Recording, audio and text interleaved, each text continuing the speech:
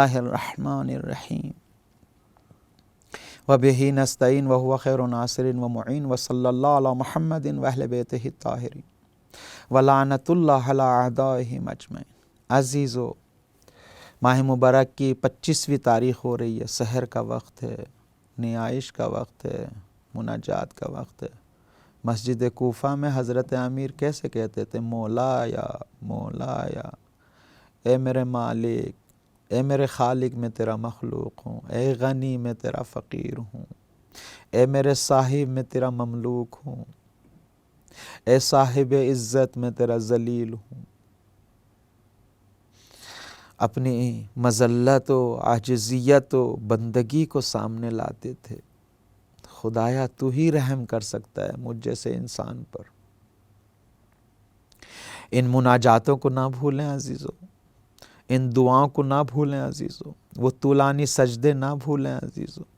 بندہ جب سجدے میں جاتا ہے اور شکر کہتا ہے، شکران شکران، اور کہتا ہے العاف العاف العاف، گڑ گڑاتا ہے، خداوند متعال مباحات کرتا ہے ملائکہ کے درمیان، دیکھ میرا بندہ کیسے مجھے پکار رہا ہے، دیکھ میرا بندہ کیسے گڑ گڑا رہا ہے، سجدے کی حالت میں، ایسے ہی جیسے انسان مارگزیدہ جس کو سانپ ڈس لیتا ہے وہ بلبلاتا ہے، سجدے کی حالت میں بندے کی کیفیت۔ سجدہ تھوڑا سا طولانی کریں، تھوڑا خلوت کریں، تھوڑا خدا کی عظمت کے سامنے پیشانی رکھنے کے بعد اپنی عاجزیت کا اعلان کریں، بندگی کا، اور خدا کی بارگاہ میں اعلان کریں، خدایا تیرا مطیع بندہ ہوں، تیرا سرکش بندہ نہیں ہوں، ٹھیک ہے تیرا گنہگار بندہ ہوں، لیکن ہوں تو تیری بارگاہ میں آیا ہوں خدایا، اپنی بارگاہ سے خالی مت پلٹا خدایا۔ اللہ، کچھ چیزیں مجھے آپ کی خدمت میں عرض کرنی ہے، وہ یہ ہے کہ عبد حقیقی کس کو کہتے ہیں۔ میں موٹی موٹی چیزیں آپ کی خدمت میں، وہ اہل سیر و سلوک کو آپ کی خدمت میں بیان نہیں کرنا چاہتا ہوں۔ اگر کبھی ٹائم ملے، وقت ملے، اس مباحث کو بھی میں نے چھوڑ دیا ہے کہ یقظہ ہو، توبہ ہو، انابہ ہو، ریاضت ہو، سکوت ہو، شب زندہ داری، وہ جو مباحث ہیں سیر و سلوک کے، ان کو چھوڑ دیتا ہوں۔ انشاءاللہ پھر کبھی وقت ملے گا تو ان کو ترتیب وار آپ کی خدمت میں عرض کروں گا کہ کس طریقے سے انسان اس مسیر کو، اس راہ کو، اس راستے بندگی کو طے کرتا ہے انشاءاللہ، کہ یقظہ بیداری سے شروع کرتا ہے، توبہ کرتا ہے، پھر انابہ کرتا ہے، پھر ریاضت کرتا ہے، پھر یہ سارے مباحث انشاءاللہ بعد میں، عبادت، زہد و اس کی سب مباحث کو۔ لیکن عبد حقیقی وہ ہے جو روایات میں آیا کہ جس میں 7 ویجگی اور خصوصیات پائے جائیں، جس کے اندر 7 خصوصیات پائے جائیں۔ ایک خصوصیت یہ ہے کہ ترک گناہ پر قدرت رکھتے ہوئے بھی گناہ نہ کرے، ترک گناہ پر قدرت رکھتے ہوئے بھی، قدرت رکھتے، میرے عزیزوں، میرے بہن بھائیوں، جوانوں سنو، ترک گناہ پہ قدرت رکھتا ہے لیکن گناہ نہیں کرتا۔ انسان کے وجود میں ایک زلیخا ہے، ایک یوسف ہے۔ اب انسان کے اوپر ہے کہ کون سے والے کو اوپر لا رہا ہے، زلیخا کو یا یوسف کو۔ زلیخا وہ نفس امارہ ہے، یوسف وہ نفس مطمئنہ ہے، یوسف وہ فطرت ہے انسان کی۔ آپ نفس امارہ کو جب تک آپ پیچھے نہیں ہٹائیں گے، اس زلیخائے گناہ کو پیچھے نہیں ہٹائیں گے، تب تک حسن یوسف وجود میں نہیں دکھائی دے سکتا، حسن یوسف وجود میں نہیں۔ جناب یوسف کو 7 تالوں میں بند کر لیا تھا، زلیخا سامنے تیار ہوئی کھڑی تھی، لیکن عبد خدا تھا، قدرت بھی رکھتے تھے بلکہ مجبور کیا جا رہا تھا گناہ پہ، مجبور کیا جا رہا تھا۔ لیکن یوسف کیسے فرار کر رہے ہیں گناہ سے؟ کیوں؟ عبد خدا ہے، بار بار یہی کہتے ہیں، کیا کہتے ہوئے نظر آئے؟ انہو ربی، میرا مالک ہے، میرا صاحب ہے، صاحب کے ہوتے ہوئے کسی کے پاس چلا جاؤں، گناہ کروں، سرکشی کروں، نہ، یہ بندے کی شان نہیں ہے، شان نہیں۔ اور جیسے ہی اپنے آپ کو اپنے مالک کے سپرد کیا جناب یوسف نے، من یتق اللہ یجعل لہ مخرجا، جیسے یوسف نے 7 تالوں میں اپنے آپ کو سپرد کیا اپنے مالک کے، اللہ نے سب تالے کھول دیے یوسف کے۔ میرے جوان بھائیوں، آپ مارکیٹ میں رہتے ہیں، بازار میں رہتے ہیں، کالج میں جاتے ہیں، یونیورسٹی میں جاتے ہیں، اسکول میں جاتے ہیں، سب گناہ کے اسباب فراہم بھی ہیں، لیکن زبردستی تو نہیں کیے جا رہے جیسے یوسف کے لیے زبردستی کی جا رہی تھی۔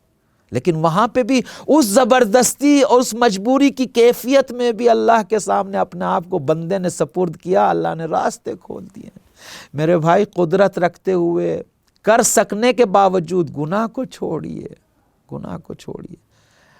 ایک عبد کی سجیت اور خصلت میں نہیں ہے کہ وہ گناہ کرے۔ بازار میں، مارکیٹ میں برہنہ لوگوں کو دیکھتے ہیں، لیکن میں اپنے مالک کے سامنے کھڑا ہوں۔ کیا آپ سوچتے ہیں میرا مالک صرف مالک کی عظمت و جلالت فقط مسجد میں ہے؟ نہ عزیزو، جہاں پہ جس کرسی پہ میں بیٹھا ہوں، جس مارکیٹ میں میں کھڑا ہوں، جس کالج اور اسکول میں ہوں، وہاں پہ خدا ہے، دیکھ رہا ہے اپنے بندے کو۔ اور جب آپ گناہ سے دور ہوں گے تو خداوند متعال مباحات کرے گا، میرا بندہ دیکھو کس طریقے سے معصیت سے، گناہ سے دور ہو رہا ہے۔ تو ایک عبد حقیقی کی خاصیت یہ ہے کہ اس کے اندر، اس کے وجود کے اندر یوسف پایا جاتا ہے، نہ زلیخا پائی جاتی، نہ شہوت پائی جاتی ہے، بلکہ مؤدب نفس پایا جاتا ہے، بلکہ طہارت پائی جاتی ہے، بلکہ مالک کے پاس پناہ لینے کا جذبہ پایا جاتا ہے۔ تو قدرت رکھنے کے باوجود، اختیار رکھنے کے باوجود اس کے کہ ہر چیز فراہم ہے، لقمہ پیسہ اٹھا سکتے ہیں، ادھر سے آپ کسی کی جیب مار سکتے ہیں، ادھر سے آپ وہ کر سکتے ہیں، کسی کا ہڑپ سکتے ہیں، نہ، میرا مالک اجازت نہیں دیتا۔ کسی کی ناموس پہ آنکھ اٹھا سکتے ہیں، لیکن قدرت رکھنے کے باوجود بھی آنکھیں نیچے ہیں، چونکہ بندہ ہوں میں کسی کا۔ نہیں دیکھنا مجھے نامحرم کو، نہیں کھانا مجھے حرام لقمہ، نہیں ستانا کسی انسان کو، نہیں ستانا مجھے پڑوسی کو، نہیں ستانا اپنے کسی عزیز کو، نہیں ستانا کسی مومن کو۔ ایک قدرت، ایک صفت یہ ہے، ترک گناہ کرے باوجود اس کے، لہذا روایت میں کہ عالی ترین و عابد ترین انسان وہ ہے جو گناہ کو ترک کرے، جو گناہ کو ترک کرے۔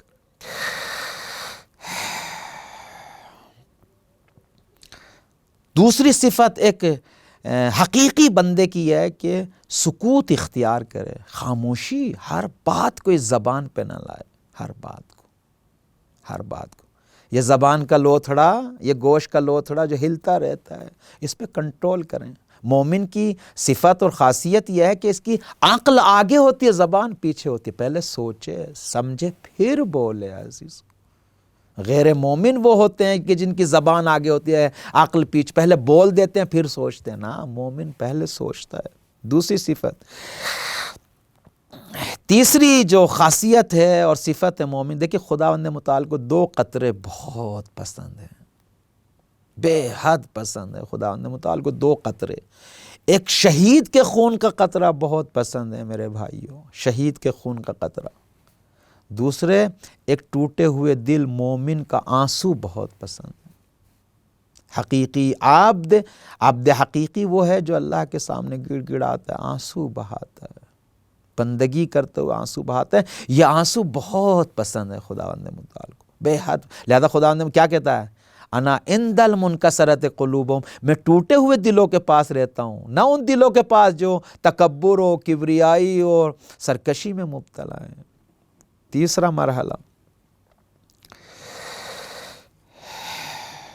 چوتھا، حیا ہونی چاہیے انسان کے پاس، آنکھوں میں حیا ہو، زبان میں حیا ہو، اس کی رفتار میں حیا ہو۔ اگر حیا نہ ہو تو انسان انسانیت سے گر جاتا ہے، جانور والے کام کرنا شروع کرتا ہے۔ حیا کریں، شرم آنی چاہیے انسان کو، حیا اپنے مالک کے سامنے حیا کیجئے، کوئی ایسا کام مت کیجئے۔ یہ حقیقی بندے کی خواب۔ چھٹے، ساتویں یہ کہ اپنے پیٹ کو حرام لقمے سے بچائیں۔ یہ پانچواں ہے جو آپ کی خدمت میں کر رہا ہوں، پانچواں ہے کہ اپنے پیٹ کو حرام لقمے سے بچائیں۔ امام حسین علیہ الصلوۃ والسلام فرماتے ہیں، العبادت 70 جزءا، عبادت کے 70 جز ہیں، لیکن افضلها طلب الحلال، افضل اور افضل ترین عبادت حلال لقمہ تہیا کرنا ہے، حلال لقمہ۔ حرام لقمے سے کیا ہوگا عزیزو؟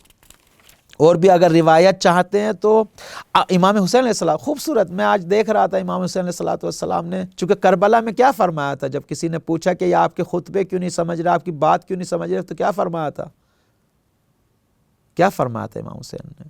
مولعت بطونہم من الحرام، ان کے پیٹ حرام سے بھرے ہوئے ہیں، جس کے پیٹ حرام سے بھر جائیں وہ بندہ نہیں بن سکتا۔ لہذا فرمایا افضل العبادت عقۃ البطن والفرج، یا اللہ، پیٹ اور ناف اور زیر ناف کو محفوظ رکھنا ہے، یہ افضل عبادت ہے، افضل عبادت ہے، افضل عبادت ہے۔ اگر افضل امام حسین علیہ السلام، لہذا پس پانچواں یہ کہ اپنے پیٹ کو لقمہ حرام سے بچائیں۔ یہ لقمہ حرام جو آج کھا رہے ہیں، یہی میری فکر بنتی ہے عزیزو، یہی میرے اندیشہ بنتا ہے، یہی میرے رفتار و گفتار میں اثر ڈالتا ہے، اور اسی سے خون کے قطرے بنتے ہیں، اسی سے نطفہ منی بنتا ہے، اسی سے نطفہ بنتا ہے، اسی سے بچے بنتے ہیں، شکم میں جاتے ہیں، وہ پھر کیا کریں گے؟ کیا ہوگا معاشرے میں کیا ہوگا؟ جو لقمہ حرام کھا کر بچے وجود میں لائے جاتے ہیں، یہ معاشرے میں فساد پھیلائیں گے، عبادت کی راہیں ہموار نہیں کریں گے میرے عزیزو۔ اگر ہم کربلا کو دل و جان سے مانتے ہیں تو یہ تو مانو کہ امام حسین نے فرمایا کہ کربلا میں ایسے لوگ تھے جن کے پیٹ حرام سے بھرے ہوئے تھے، لہٰذا بچیں ایسے گناہ سے، بچیں ایسے شر سے معاشرے میں۔ چھٹے کیا ہے؟ چھٹے یہ ہے کہ عبد حقیقی، اور حقیقی بندہ وہ ہے کہ جو دنیا اس کے نزدیک محبوب نہیں ہوتی، دنیا محبوب نہیں۔ ظاہر سی بات ہے، جب میرے مولا، میرے آقا، جس کا میں تابع ہوں، مطیع ہوں، پیروکار ہوں، حضرت علی، جس دنیا کو کہا ہے کہ یہ بھیڑ کے ناک کے پانی سے بھی بدتر ہے، ذلیل تر ہے، میں اس دنیا کو کیسے محبوب رکھ سکتا ہوں اپنے دل میں؟ محبوب نہیں رکھ سکتا۔ تیسرا عنصر جو میں آپ کی خدمت، آخری جو ساتویں صفت ہے عبد حقیقی کی، وہ یہ ہے کہ جو اللہ کے اچھے بندے ہیں، جو اللہ کے اچھے ان سے محبت کرے، جو اللہ کے اچھے بندے ہیں، یہ عبد حقیقی۔ آپ دیکھیں کس طریقے سے اصحاب ائمہ اطہار علیہم الصلوۃ والسلام میں ایک دوسرے سے کیسے محبت کرتے تھے، کیسے آگے بڑھ کے بغل میں لیتے تھے، کیسے باہوں میں لیتے تھے۔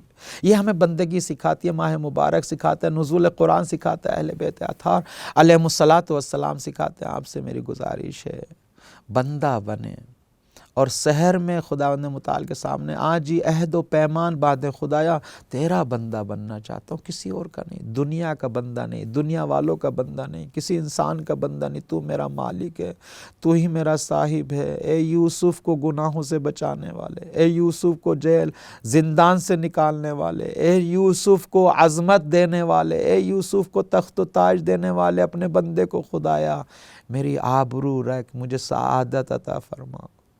والسلام علیکم ورحمۃ اللہ وبرکاتہ۔